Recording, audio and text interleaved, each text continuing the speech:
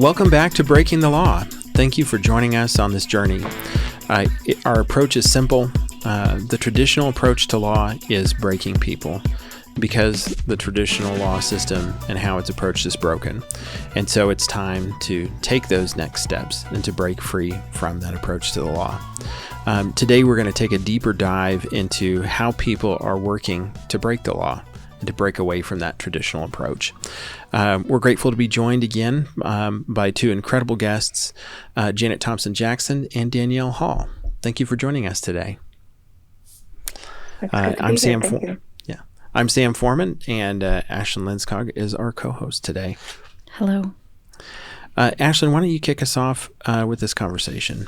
I will. Thank you. I think this is so interesting, and I'm so excited that we're going to chat a little bit about this because this is some things pulled from a letter published in a column in the Washington Post last year, and it's a letter from someone who has made a big decision in the practice of law, and it says, "I recently resigned from my position as a partner at a law firm. I killed myself to make partner, but once I made it, I began to realize it wasn't worth it. I'm so burned out that I'm not even looking for another position. I want to take the next 6 months or so to recover. My husband is ecstatic about my decision since he's seen what this job has been doing to me, but everyone else is questioning my decision. Even when I have made it clear their input is unwanted and unwelcome. I need a break. I've told people this, but they don't let up. They're making me feel like a complete failure when I say I'm simply going to take this time off. I'm simply taking this time off," which, is probably most definitely not a unique experience for someone who is going to make a call like this or make a choice like this. Other examples that sort of show people making these kinds of decisions, the ABA Well-Being Pledge just turned 5, has over 200 signatories on it to make progress in the focus and the change, how we change things to focus on lawyer well-being, the emergence of the Wellness Task Force, lots and lots of stories of talented lawyers making the decision to leave big law behind. And like we've talked about in previous episodes, Sam, and to the extent you want to speak to this, what we mean, when we say big law, the sort of the more traditional approach, the historic approach to the practice of law, right? Yeah, big law being those largest law firms, most of whom have adopted the traditional approach to the law that's creating, I think, a lot of the negative consequences that we're seeing in the industry. But big law is also, I think, a great incubator for people to make changes that help break free from that approach. And I think we'll talk about that more as we get into the meat of the conversation today. Yeah. Yep. So I'm curious, as we kind of hear this story, from this person who's chosen to leave big law. I mean, I read that, I think about, okay, this is somebody. I mean, this to me is such a positive sign because here's a person who was stuck in an environment that was killing them, that was just taking them to a place of, it sounds like, they've got so much pressure. They had people closest to them observing all the negative consequences from this particular environment that they were in. And they overcame all of those barriers to try to make that really difficult decision to kind of go do something else. And I think that, and we see this in a lot of different places where, people are starting to leave. And I think that that's creating pressure on the industry, but I think it's also creating accountability towards change. And I think that that's reflected in what we see with some of these other trends of, the well-being pledge. We see a lot more reporting, a lot more studies and research being done that's helping equip people with knowledge and understanding of what's going on. But I'm really curious as we think about how people are breaking free from this, from the traditional approach to law. I'm really curious what Janet, what you and Danielle, what you're seeing, in the industry is people are starting to really become more and more aware, where the stigma is starting to come away from, departing from this is the way it's always been done. Just curious what you all are seeing. Yeah. I think that there are a couple of different dimensions to that. People are starting to leave, and many of them are people who are able to leave and are privileged to be able to leave. I think that one of the things that we haven't talked about is that one aspect of stress and leading to burnout, but just daily chronic stress is a lot of times greater for women, for people of color, and they don't always have choices to leave, just to pick up and go to another environment. And I don't know if all of the well-being supports that we're seeing, and I'm glad that we are seeing some, I don't know if they're specifically addressing these particular issues and supporting people who are people who have kind of the highest levels, added levels of stress beyond the practice of law. The ceilings that don't quite give for women, for people of color, to get to the top. So there are all of these added dimensions, and I don't know if those are being addressed, but I do know that some people are leaving, and some people have privilege to leave, and some people don't. So some people can't just go and either start their own firm or decide to do something different. So I know this is bringing another element into it, but I think that there is this inequity there when we talk about people being able to leave that we just really need to address. No, I think that's such an important observation. Yeah. Yeah. Absolutely. I agree with that as well, Janet. I think on top of that, when it comes to some of the well-being initiatives and the things that we're seeing, like the ABA employee well-being pledge, right? That's a step in the right direction. The work that we're doing at the Institute for Wellbeing in Law, we want to give a cultural shift to things, to get things moving in the right direction as it relates to creating this culture and environment that really embraces wellness for our lawyer and our legal staff population. But on the flip side of that, some of the feedback that I get, particularly when I go out there and I speak or I go to conference or I attend events, there's only so much that we can do or we can talk about or that we can provide for what can you do on the individual level. And I think when we see these shifts in culture of reactions, right, when people decide, that's it, I'm done, I'm leaving, that's a call to action. And that's exactly the feedback that I'm getting as well, right? Like in that well-being space, they want to hear more discussion about these cultural issues, about things like the structure and nature of the way that law is practiced, and what can we do there from a policy perspective, and what can we be promoting as far as needs to happen in a shift or a change, whether that's at the firm level or at the legal department level, if it's a state agency. So people are wanting that, and we're getting more feedback about that. I also think that's being impacted, though, by the generation of recent graduates that we're seeing from law schools. When I have conversations with them and they tell me what their expectations are when it comes from what they want out of their work environment, I can tell you they are much more vocal about it than what I was when I graduated. I'm not going to say when that was, but it was a while ago. And so these recent grads, man, I look at them and I'm like, wow, I wish I could have been more like that when I first graduated law school and make those requests and those demands to see a change, what they want out of their firm life or out of their legal work life. And so my hope is that we will see more of that. We'll see more of that demand, more of that request. So it empowers people like you discussed in this recent article to say, okay, that's it, I'm done, I'm ready to go. Yeah, no, that's great. I mean, that's a great segue. Both of those comments are great segues into this question about what do you think needs to happen to really break free? Beyond just people vocalizing, what really needs to happen to help break away from this traditional approach to the law? You mean for the actual firms or legal employers to change their culture? Yeah, open-ended question, whether it's on an individual level, whether it's at a firm level, whether it's an organizational, a legal organizational level. What kind of things do you hope to see that you think will really, what kind of steps do you think will really help to break free from the traditional approach? Yeah, well, first of all, I do think that it has to be a culture shift.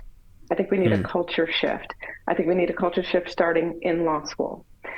And part of the problem is that we are starting to, at least some schools are starting to, but we need to teach and train people going through law school how to take care of themselves, how to cultivate empathy in their practice and in their lives.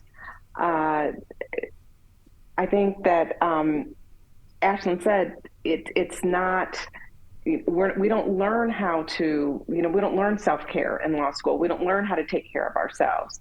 And it's not necessarily this intuitive thing that, I'm going to care for myself first before I do this other stuff. I'm going to fit that in. It really has to be a part of how we move through spaces. And then if we started in law school, then you have a completely different attitude going into practice, wherever you're choosing to practice. Your expectations are different. Your demands are different. But then we also need to, for all of the people who are not going to get that training in law school because they're already out and been out for years and years and years, I think that we need to have training opportunities for exposure and awareness in these different cultures. And, how is that done? These are not quick fixes at all. They're not quick fixes. I think that there are some things that we can do on individual and even on cultural levels to ease some of the dysfunction, but they're not quick fixes. But I think that there has to be a willingness. I actually do think that now there is much more of a willingness. That's the real positive thing. As Danielle said, people are really saying, okay, I'm seeing this, I want it, I'm noticing, and so we need to do something. But it has to be a cultural shift as well as an individual willingness to adopt these practices. Absolutely. And, that shift really has to start from the top down.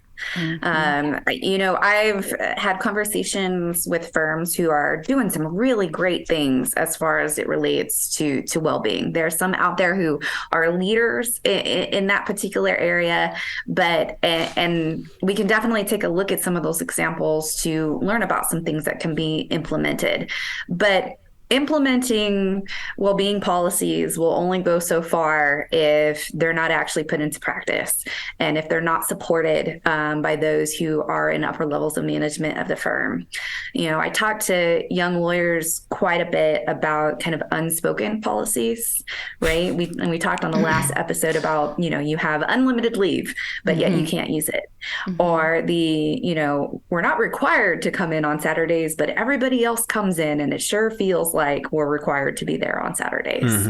Or, the firm manager, they answer their emails at 11 o'clock at night. And so that must mean that that's what I need to do in order to be considered for leadership.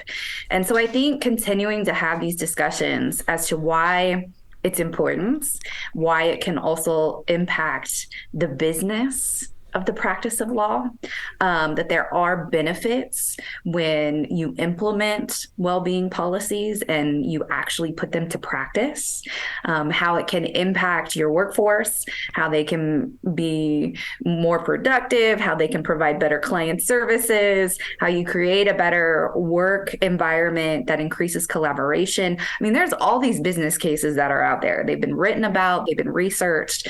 And so the research is there to back up the support of these particular types of policies, but we have to get buy-in from the top.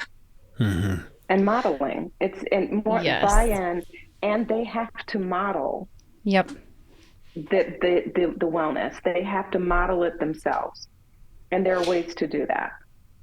Yeah, it's one of those things where your wellness policy and program can't be performative. It can't be, look at our beautiful wellness policy, or look at our leave policy, kind of like you mentioned, Danielle. It's we have to see that type of behavior from the top down to feel safe to engage in it in a way that allows us to say, oh, okay, well, if the managing partner, is exhibiting this behavior, it truly is a norm here for us to engage in this type of work. And I think you're spot on that the generational shift is going to just create a shockwave through the industry, because I have never felt more empowered than I'm when I'm hanging out with like Gen Z, who's like, I don't care how much extra money you're paying me, I am not coming in on a Saturday. And I'm like, wait, yes, I love that. Like, they just are, the stigma around mental health is significantly reduced there. There's no shame when they're taking a mental health day. They're like, absolutely not. I am unavailable. Please do not call me. I'll see you next week. And they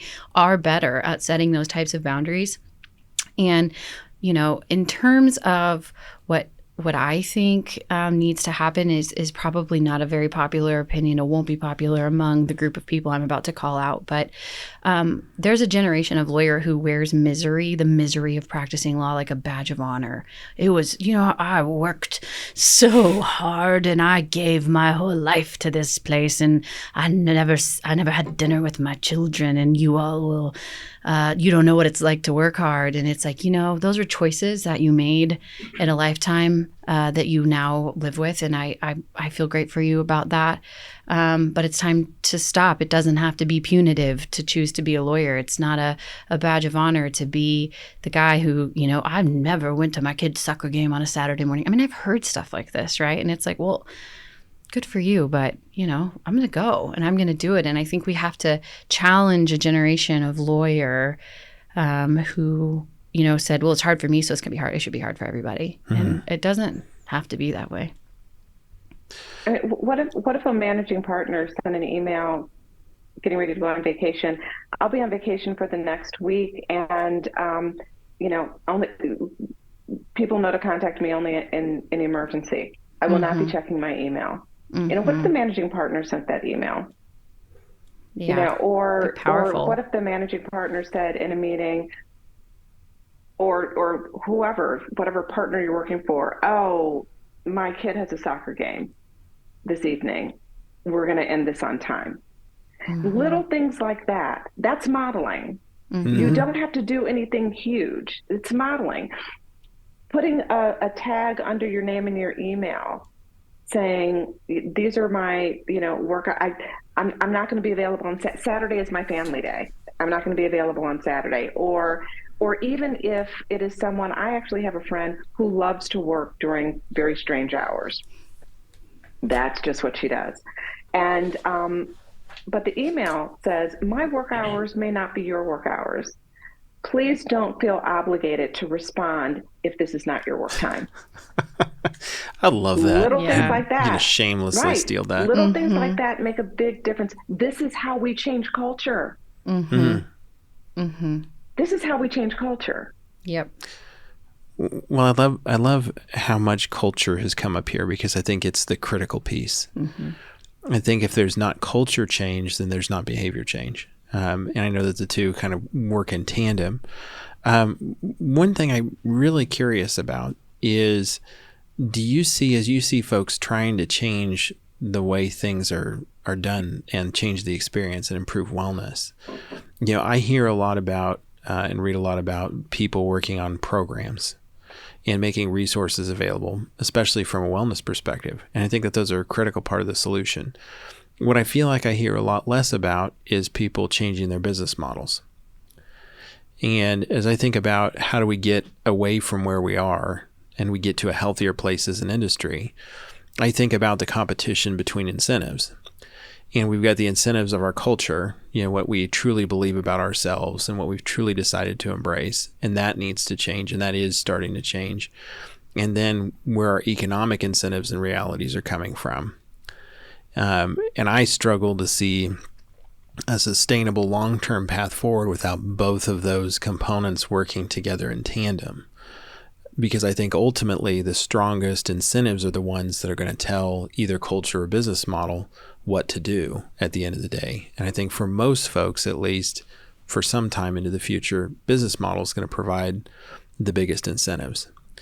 And so I'm really curious, as you think about, how we change as an industry, do you see people working and understanding, or do you think my premise is completely off base, working to really understand, to really design the business model differently in a way that harmonizes with what we believe about what our culture should be and what we want it to be? Well, I think that Danielle was speaking to that really with the business model, that we have the proof, we have statistics, we have data that show that a business model that supports well-being actually can be a really successful business model. So I don't think that it is that there's this unknown. I think that generally, and maybe I'm simplifying it, but I think that people are so stuck in this is the way we've done it, that there's just this fear to move out of that realm. But I agree with you, Sam. I think that it has to be both. I think that your culture changes. I think that your changing the culture will change your business model. Changing your business model will change your culture. I think that it has to go together. And maybe, and I don't know what comes first. And I don't know how you actually make that happen, except for to jump in and make it happen. I also don't think that you have to make all of these changes at once. You can do little things that help change the culture little by little.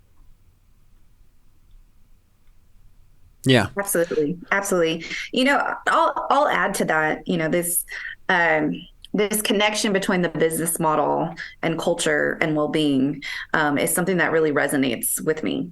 Oftentimes when I am talking with lawyers who are trying to figure out, what do I do, now that maybe I've gone to a clinician, I've worked through my burnout, what can I do so I don't get here the next time around? And traditionally, that's when I start talking with individuals about, okay, well, what does your daily practice look like? What are you doing from even a law practice management perspective? How are you managing the business? Because that can most significantly impact your workload. Are you working efficiently? Are you making things harder rather than working smarter? And so I do think that there is some arguments to be had that changing structures all the way down to just the daily practice itself can be extremely beneficial in creating this environment that'll be positively impact. And it creates an environment that does support well-being policies and practices. But I do think that there are firms out there that are breaking the mold, that are stepping away, that are taking a look at, okay, I want to do things differently. I'm involved a lot in ABA LP division. So, sometimes when I go out there and I talk with firms who are maybe operating in a more traditional manner, and, you start mentioning things like, maybe look at doing something different than the billable hour, right? And this is stuff that I hear all of the time because of my colleagues and who I associate myself with. And so when I get the response back, like, what are you talking about? Or even unbundled legal services. So, I mean, there's all these different other models that are out there that I think maybe if we provided even more education to lawyers about why it is beneficial. I go back to that business case aspect. I always come back to that because I feel like if you want to convince people and you want to convince the top down, really looking at the business case and the business model and showing what you can create when you start talking about being innovative and changing and breaking the mold, I think can be a positive sway to maybe start making that culture shift. No, I think that's... No, go ahead. There's one more thing. Just like, I think that clients actually have some power here too. And I do think that if, just like clients said, I'm not going to keep you unless I see diversity. Mm-hmm. You know, unless I see some diversity, then I'm going someplace else. What if clients started saying, you know what, unless I see some kind of balance, then maybe they won't, because maybe the clients aren't doing it. But maybe if there was some external pressure, maybe it's not the client. I mean, I think that the ABA is putting the pressure that they can, maybe bar associations, but maybe bar associations can do more. Maybe there can be some external incentive instead of pressure, incentive to make some changes. And I want to come back to, I especially think this has to happen in legal services, in government as well, but in legal services where people feel that they have no choice. And what I find is that in those are some of the environments where the leadership is the least aware and the least prepared and equipped to change the culture. They don't always even feel in control because there's some board someplace that is a little bit removed, sometimes removed, sometimes involved, but there are different levels. So I think that how we approach law, large law, big law, and how we approach smaller law firms and how we approach legal aid and government, it's not one size fits all. But I think that we do have to look at what external incentives can we think of that will help to encourage people to make some changes.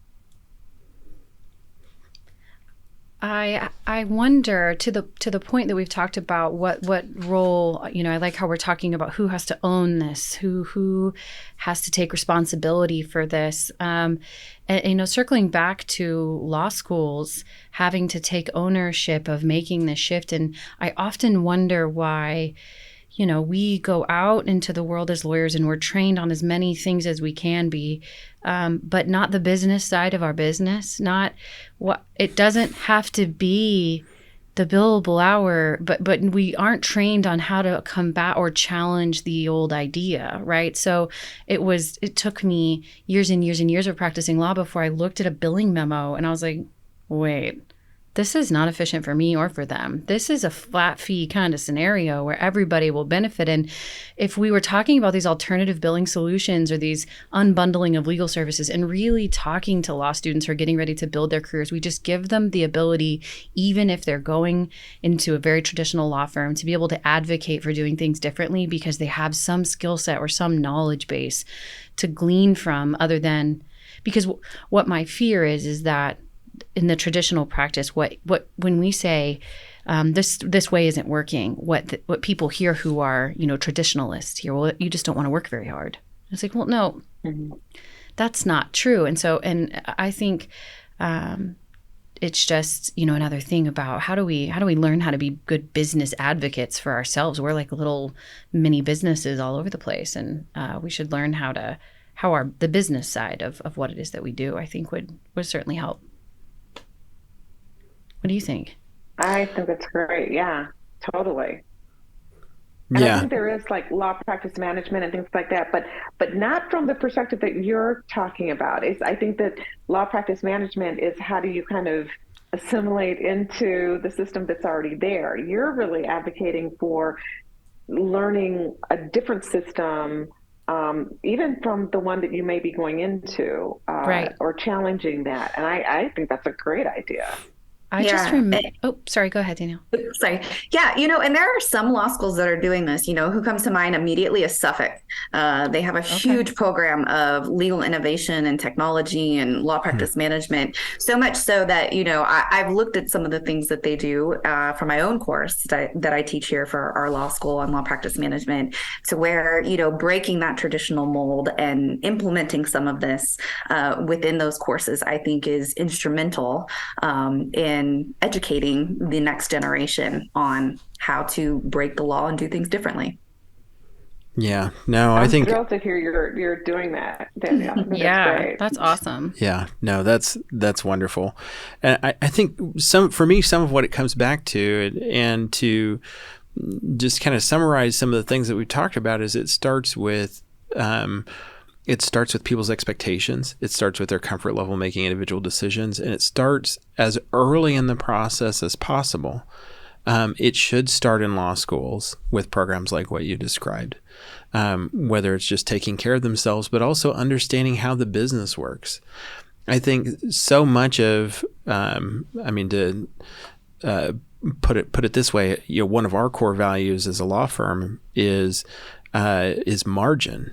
We want to create and protect space for what matters most. And I think so much of the law school experience and the early law practice experience is focused on squeezing as much margin as possible out. And so people go into an environment not knowing what's going on, not understanding how it works, not understanding what the options are, not really understanding what sort of control or power they have in the situation. Believing that the power dynamics are completely, tilted towards the law firm rather than understanding what sort of influence they can exert into the situation. And then they get the results that you'd kind of expect, which is somebody who believes that they have no ability to influence things, doesn't understand how things work, or even how to have a thoughtful intervention in that scenario. And then things just continue, the way they've always been. Because people believe that that's the only thing there is. And I think that the sooner we can influence people to understand, here's how things could be different, here's how it does work, here's how you can make those changes, I think the sooner in their careers they're going to feel the comfort level to raise that voice. Well, and to Janet's point, it's through modeling. We make that, we give people courage to go into that space or take positions through modeling, doing it ourselves and taking risks and really trying to challenge or disrupt the status quo. Doing things like this, having conversations like this, but more reach. How can we reach and communicate these things that we're communicating to more people to pour courage into them, for sure. What are some keys to overcoming the obstacles that we've identified here? Do you guys have thoughts about, we've identified this is where we think this needs to start. These are the types of things that we may be experiencing, both from a culture and a business model perspective. Do you, either of you or Sam, will also allow you to give us opinions here too, maybe, about what are some keys to overcoming those obstacles, breaking free from the traditional approach to law? How do we get our hands dirty here? What do you think, Danielle? You're nodding and smiling, so I know you have thoughts. I do have thoughts. And I'm probably going to say, okay, I kind of want to couple this with your last question about, who has a role to play in all of this. Mm-hmm. And being a former regulator myself, I feel like that's one stakeholder who has a role to play in this. We often talk from the ethical perspective, when we get advisory opinions on whether or not we can do something, it traditionally kind of impacts us, I would say, in a negative way. Yeah. Don't do this, don't do that, don't do this. But I think there's also a duty on behalf of regulators to also tell us, how can we do it? In which ways can we do some of these non-traditional legal practices by still abiding by our rules of professional conduct and ensuring that our clients come first and that we are meeting the needs of our clients, but helping lawyers navigate that aspect of it. One thing that comes to my mind immediately is, things like our rule on technology, for instance, right? We're told we need to be competent in our use of technology. Oftentimes what we see coming out from the regulatory perspective is, don't do this because of this rule. And what I would like to see more of, and what, I try to assist lawyers with understanding is, okay, well, here are the bounds within the rules. Yes, here are the things that you can't do, but here are the things you should do, right? The rule says we should be competent in our use of technology. So if we're going to use it, we should know how to use it appropriately, and here's how you can do it. I think the same should apply to these non-traditional legal practices that we are often seeking advice about how to go about doing. So that's one, I think, key area. The other key stakeholder may be malpractice insurance providers, helping lawyers navigate that non-traditional way of practicing law should lawyers have questions about, how is this going to impact me in this regard as it relates to my malpractice insurance. The Institute for Wellbeing in Law and the National Task Force report talk a lot about stakeholders.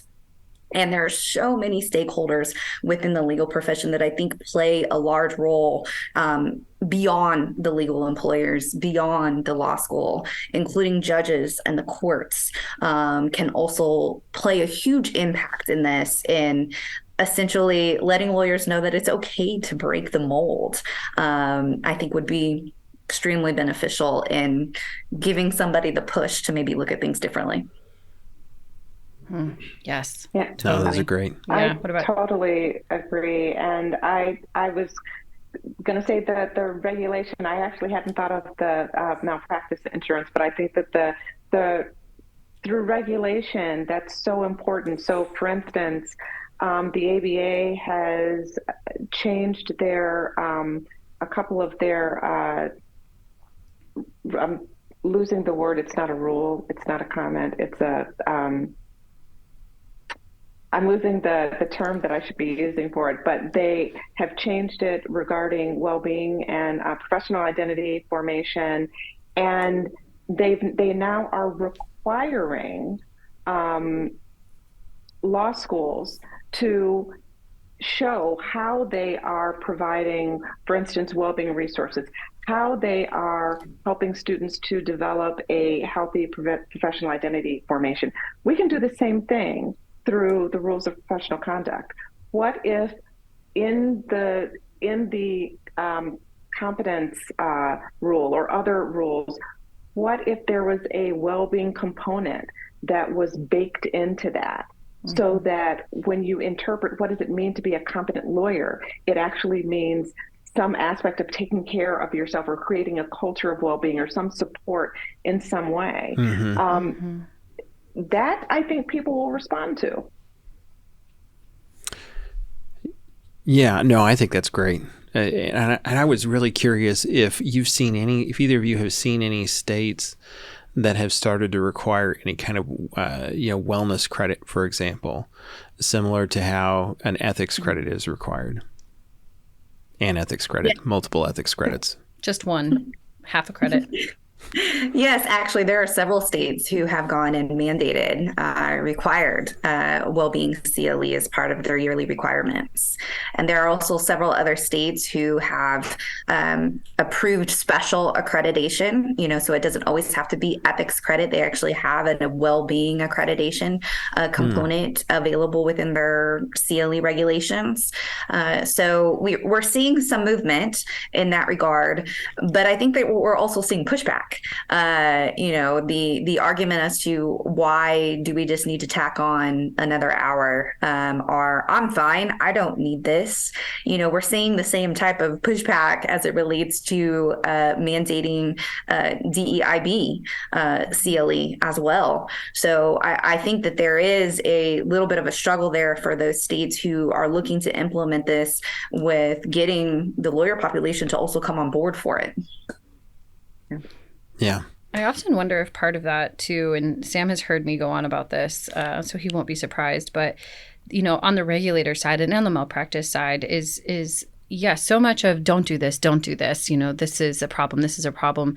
How empowering it would be for lawyers to feel like it is also we have your back, and if you're taking care of yourself and doing the right things, we don't want you to lose your license. We don't want you to be in front of us on these issues that have spiraled out of control, because creating some kind of advocate in that space for lawyers, because it often feels like, it's like, I don't even want to hypothetically let them know this could be going on or seek advice on this, because I don't want to get on anybody's radar. And it's sort of looking for that level of advocacy or support to say, no, we here's the direction. This is what we want you doing, not just don't do any of these things. They're all bad. I think that's such a good point. I have a couple thoughts on this item, just from some personal experience. I think one of the observations I come back to is the power of the individual. And I think that there's such an important role in moving the industry forward from all of these different stakeholder groups. But I think the one that people frequently get stuck on, particularly in private firms, is the power of the individual. One of the particular instances that comes to my mind is a conversation I had several years ago with a someone I consider to be a peer, and we had very, very similar thoughts about what was broken about the law and where it needed to go and where the pain points are and what needed to happen. And I went my direction, started my firm. We have, I think, a really good model in terms of culture and business, and we'll talk about that on future episodes, I'm sure, in more detail. But as best as I can tell, he's become part of the ship. And I think that there's a lot of younger attorneys early career that get into those positions where they feel all the pain points as they're starting to climb the hill. And then they get to a point where they're making enough money and they have enough authority, and they think, oh, I'll just do this as soon as I have a power, or I'll just do this as soon as I'm on the managing committee or something like that. And then in the process, they get busier and they start to make more money. And I think what happens is that a lot of these people start to become numb, or they start to think that, oh, this is how it's supposed to be, or this isn't that bad, or this is actually the best that there is and the best that there can be, or this will be my generational change, will be this small piece, instead of being willing to, take some harder positions, make some harder changes perhaps along the way. And I'm not going to share this person's name because I don't know the full story. I'm just kind of observing from the outside, but there's lots of other examples I can think of people who've had similar progressions along their career where I feel like they've expressed all of these similar things, but I don't see them changing either their personal experience or changing their firms in those ways. And I think that where I feel like really hard work needs to happen to change and to break the law is that people have to really be honest with themselves about what they want and really decide, this is what I really want. And then they have to decide to act on it. And I think for a lot of us as attorneys, it means deciding, what do I want more than money? And what do I want more than image? Because I think that those are two hang-ups that really, really drive the lack of movement for a lot of attorneys in private practice is, where am I going to make this kind of money? Or I've designed my lifestyle in a way that I can't afford to go do something else. Or I've not put myself in a position, or other people haven't created opportunities for me to be in a position where I have clients that might follow me, where I would even have the opportunity to leave or do something else. Or I can't get over the barriers of, what are people going to think about me? They're going to think I washed out, I burned out, I couldn't cut it, I couldn't hack it, couldn't hang. Right? Is that what the kids are saying these days? But good job. I think that's a critical item that people have to be willing to do, and I realize that that's really, really hard for a lot of folks. And I don't want to minimize anybody's situation. I don't want to discount their experience or where they're at, but I think we have to be honest with ourselves about the choices that we're making. I know I made the wrong choices for a long time, and trying to make better ones today. So. Mm-hmm. But that's my thoughts on that one. Yeah, I think that really very accurately assesses the challenge, the big challenges that are there. And I think that it goes back to what Danielle said, that it has to start at the top. Yep. It has to, I think that it is much easier for people to make these decisions and to make decisions that support their well-being if they see people who they're looking up to, who they're reporting to and who they're looking up to, making those types of decisions.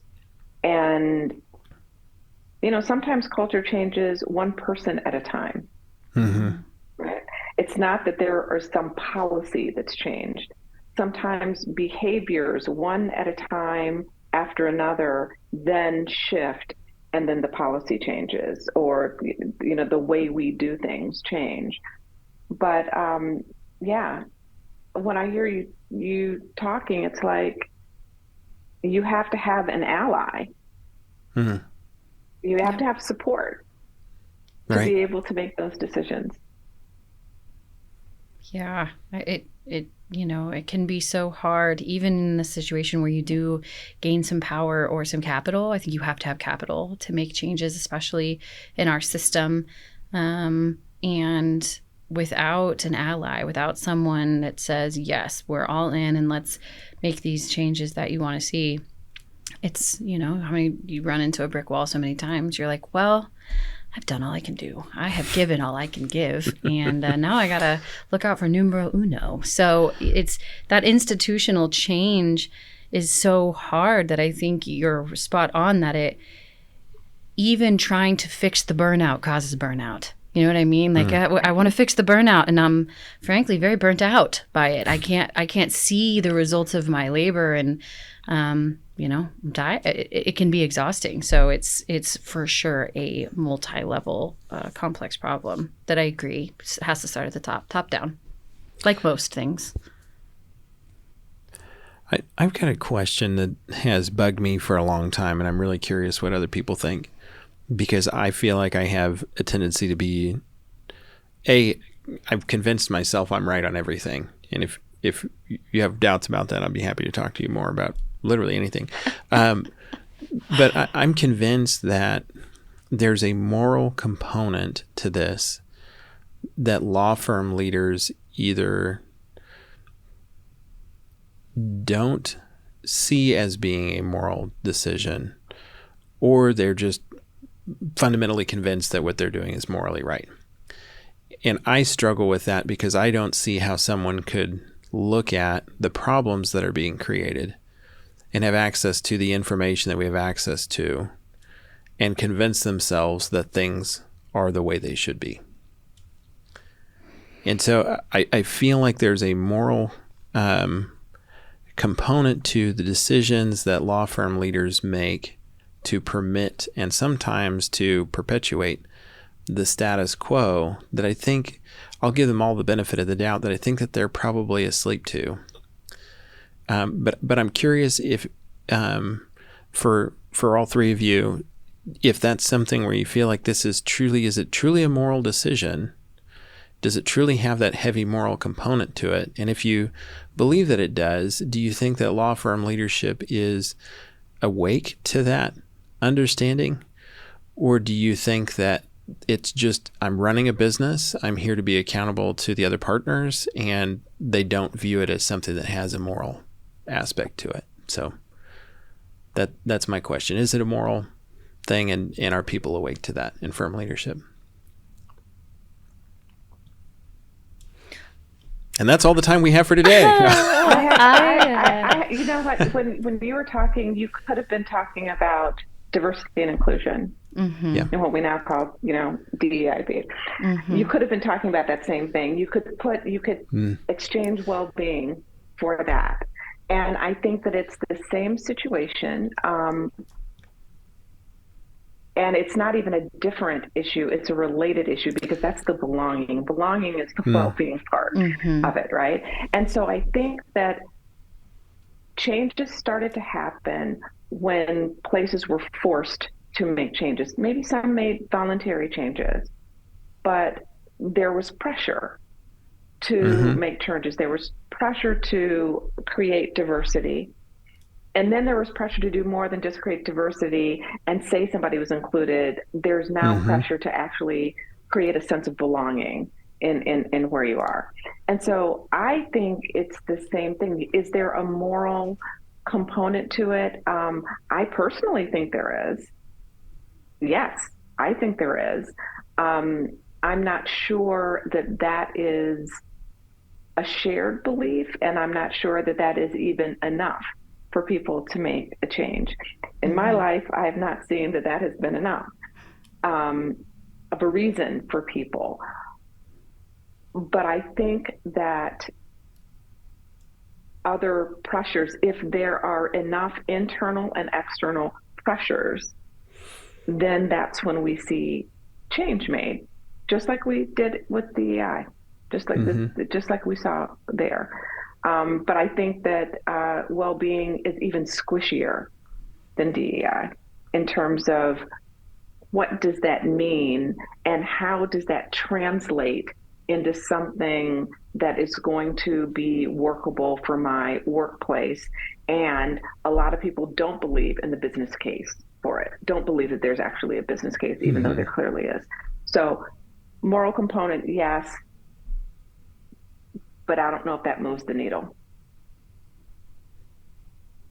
I think those are all great points, Janet. I'll say, looking at this in the reverse, is that the firms who are out there who are leading the pack, who have signed the well-being pledge, who are outwardly talking, and not just talking, but also putting into place action as it relates to instituting new culture and creating well-being policies that are truly followed. I would say that they have been vocal about the fact of recognizing both the business case and the moral aspect of it. But I do agree with Janet that external and internal pressure can go a long way in making those changes, on top of just speaking about each of those particular cases and how they can impact the firm.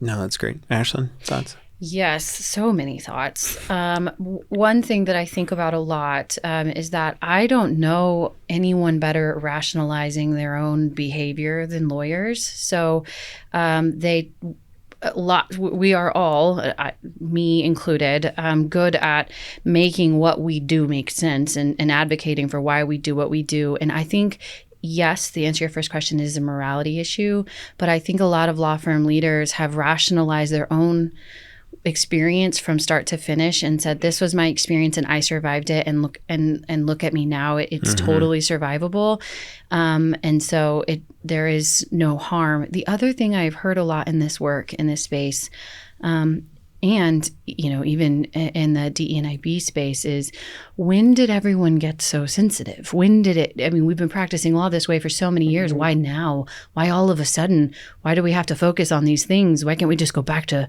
working and practicing law? And I think it's just, whether or not the morality of it is staring them in the face, it is, they rationalize it or come up with a solution that is, the problem is not me. It is not the way that I do things. It is in this new generation of lawyer. It is this new era that we've entered, where everything has to be done a certain way, or what political correctness, or all of the things they rationalize and blame for needing to move the needle. So I think there's for sure some work to be done. I think it has to, we have to figure out their pain points, those who are in leadership, figure out what will move the needle with them, even because the things that will move the needle for us are not going to be effective long term. Does that make sense? Like, the morality of it, yes, it's the right thing to do, but for them, it's their pocketbook or whatever is going to really move the needle for them. I have a question. Sam, am I allowed to ask a question? Oh, absolutely. So my question is, I do think we have a new generation of lawyers going into practice that are making demands, and that we didn't necessarily make, and have expectations that are very different. Are they staying? Because if they become leadership, then maybe we will see changes, wholesale changes across the board, not just a few firms, but a lot. Are they staying, or are they dropping out and doing something else because they're discouraged? I don't know the statistics on that. Yeah, that's a great question. I have a couple of scattered data points on that. I talked to a friend at a AM 100 firm recently, and he was describing the pride that their firm had over their retention rate for associates, and their annual turnover rate was roughly 1 in 5. And so I think when you extrapolate that over the course of an associate's career, you see a lot of people moving around. And I don't know how many of those are staying in big law or traditional law, or how many are dropping out altogether. I saw a survey just recently, I think it was on Above the Law, that roughly 1 in 4 associate attorneys are planning to leave. And you look at the number of certain categories of attorneys, particularly women and minority attorneys, who would take something that had better flexibility or better maximize their priorities. And it's exceptionally high. It's like, just put it in front of me and I'll take it. And so I think that there's a very low sense of desire to stay, but that's just one related data point. What I feel like I see is that those that stay become part of where they are. And I think that that's a cultural component of people become absorbed by the place that they are. They change it, they have an impact on it. But particularly with the size and the strength of a culture in a law firm, what at least my observation is for my peer set, is that those that I see staying, even those that have gotten into leadership, they've placed their fingerprint on it, but now it's one fingerprint among 100, right? And so the change that they're making, I think they are becoming more changed than they are changing. And so I think that they are more likely becoming assimilated. Now, not that won't reach a breaking point at some point. We've got this whole silver wave of there's all the, folks that climbed up, the hill in the snow both ways to get to where they are right now. They're the king of Workaholic Mountain. So maybe somebody will want to displace them from that, but maybe somebody won't. Yeah. But I'm really curious to see what that dynamic will look like. But that's my impression, is that the folks that I'm observing that stay are having some impact, but they're being more impacted than they are impacting. That's just my observation from the outside. So I had two real quick thoughts to wrap up this topic. One is, I think to your point, Janet, of diversity, equity, inclusion, belonging, and wellness, I think all of these are symptoms of what's broken, all of the pain points, and it's all part of the larger conversation. That these are things that are coming out of an unhealthy system. It's a symptom. The system is what's being broken, is what's the root. At least that's how I see it. And so I want to acknowledge that. And I hope that we'll get into a lot more detail on these topics, and especially how they relate to each other in coming episodes, because I think it's such an important topic. And I come from a very, very conservative libertarian background. Spoiler alert for anyone who didn't pick up on that. But to me, it's so fundamental. Our decisions about how we choose to treat each other and how we choose to respect ourselves is so much at the core of the experience that we create for our families, for our staff, for the other attorneys that we work with. And for my part, at least, and this is part of why I care about this topic so much, is that there's such a heavy moral component to it, and we make it every single day. And we're accountable for that, and we're responsible for that. And so it's just time to be better humans. So that's all I'm going to say. If anyone would like a heavily used soapbox, I have one that is available for sale. It's $2.47 on eBay. Well, I love it's time to be better humans. That's the best sentence. That's the best line right there. Well, I appreciate it.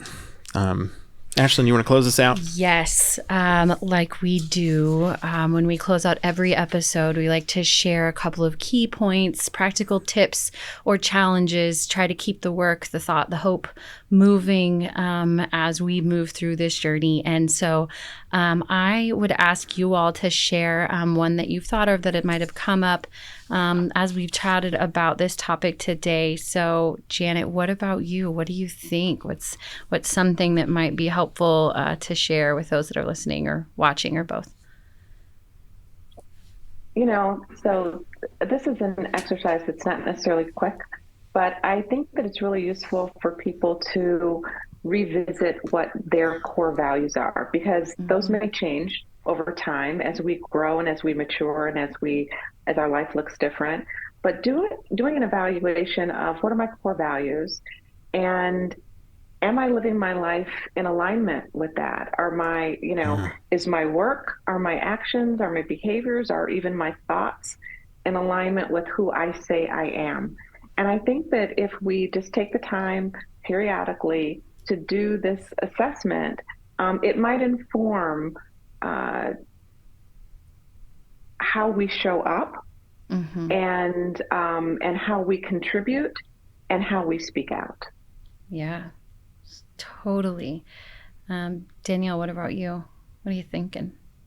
Yeah, the one thing that comes to my mind is for those individuals who have maybe done that assessment and said, I think I want something new that fits with my core values and aligns with me and the lawyer I want to be and the type of law I want to practice. There are resources available out there for you if you are looking for non-traditional models or a new way of doing business. Immediately what comes to my mind are things like the ABA law practice division, there are resources that are readily available on the front end of the website that can be extremely helpful when you're first doing your research. And then I would say, look in your state as to whether or not there is somebody in your state that's called a practice management advisors. Many of the state bar associations have law office management assistance program, and I'm going to, sing my praises of those people because they are out there leading the way and doing the research on the front end and having resources ready available to help lawyers transition into new types of practice. So whether that's leaving big law to opening your own firm, or even looking at, just doing something a little bit different, those people are there in the states and they can assist you. Awesome. Yeah, I think that's so important because I had no idea that that was even available to me. So I took a note. Thank you. Mine for the close today is to really challenge everyone who's listening to recognize where their power is, where their privilege is, to be able to make a change, to do something to make these changes that we've been talking about. And not everyone has the same power. Not everyone has the same privilege to exert, to make huge waves or big, impactful changes. But people are watching and people are watching you. And you may, just by acknowledging the burnout or the mental health struggle at work in the lunchroom, saying, man, it's just been really tough around here. You may be creating freedom for someone else to say, someone has finally said it. Someone has finally acknowledged that this is hard. And I feel safe in saying, yeah, I think it might be good to bring someone in to talk about that, or just recognize the power you have to make really powerful changes, even in spaces that feel small to you. Because I think if everyone could just identify what impact they could have and then really leaned into it, we might see some pretty incredible progress. I think that's great. I think my thought for folks would be to remember that you have influence, and regardless of what level you're at, but especially those who have authority and influence, to be encouraged by the thought that you're doing it wrong and that's all right. Don't be afraid to make a mistake.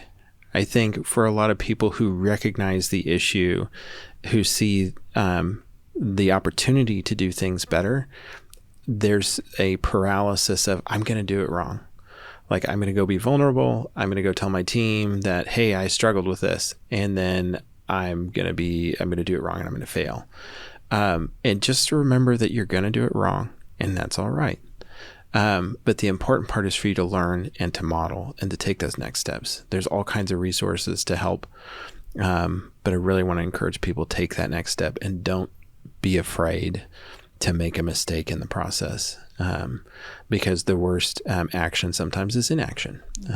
And you've got so much to offer. You're stronger than you know. Your team needs you. And sometimes the people that you need to model for aren't even on your team. They just need some encouragement somewhere else. Thank you, everyone. Thank you, Danielle. Thank you, Janet, for joining us for these conversations. Really appreciate all the work that you're doing. You're having such a tremendous impact for people. The world needs great lawyers, and great lawyers need all kinds of great resources. And thank you for being great lawyers. Thank you for being great humans. Thank you, everyone, for joining us on today's episode as we talked in more depth about how we take those next steps and how we break free from the traditional approach to the law. Please continue to join us on this journey. We've got a lot of topics to cover ahead, and we're excited to be part of this journey with you.